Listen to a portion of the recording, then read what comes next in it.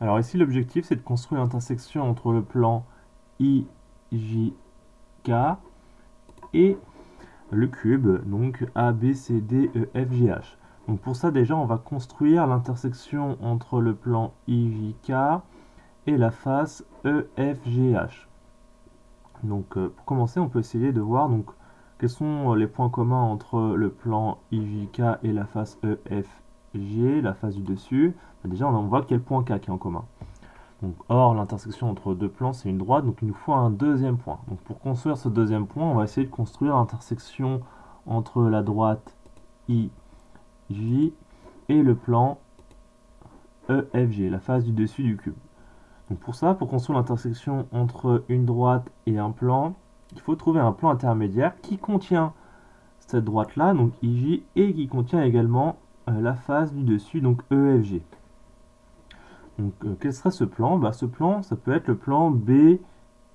Effectivement, le plan BIJ, on voit qu'il va contenir la droite IJ, et en même temps, il va intersecter la face EFG. Donc on va essayer de construire ça. Je vais tracer les droites BI et BJ. Donc ça c'est BI ici, BJ ici. Donc ce qui m'intéresse moi c'est le plan BIJ. Donc BIJ, effectivement on voit qu'il va intersecter la face du dessus en une droite. Donc on va essayer on va construire cette droite là. Donc cette droite là va passer par le point là et ce point là, L et M. Et donc l'intersection entre le plan BIJ et la face EFG, ça nous donne la droite ici, LM. Donc cette droite-là, je vais la mettre en vert par exemple, ou en rouge, voilà. Voilà, donc du coup on a la droite qui est intersection entre le plan BIJ et la face du dessus du cube. Alors qu'est-ce que ça nous donne ça? Ça nous donne que maintenant je vais pouvoir construire l'intersection entre la droite IJ, que je vais tracer, donc la droite IJ, voilà. Donc la droite IJ, que je vais mettre de la même couleur que tout à l'heure. Donc la droite IJ, voilà. Et la droite IJ du coup, et la droite LM ici. Alors pourquoi on va pouvoir construire l'intersection entre ces deux droites? Puisque maintenant ces deux droites sont dans le même plan, d'accord? La droite IJ et la droite LM sont dans le plan BIJ. Donc c'est pour ça qu'on a fait ça, c'est pour pouvoir construire l'intersection entre les deux. C'est pour pouvoir créer ce nouveau point là. Et ce point là, ce point N, je vais le mettre d'une couleur comme ça par exemple. On va le mettre en orange, voilà. Donc le point N il est intéressant puisque il est dans le plan IJK. Hein. Il est sur la droite du coup IJ, donc il est sur le plan IJK. Et en plus ce point N, comme il est sur la droite LM ici, il est sur la face du dessus du cube.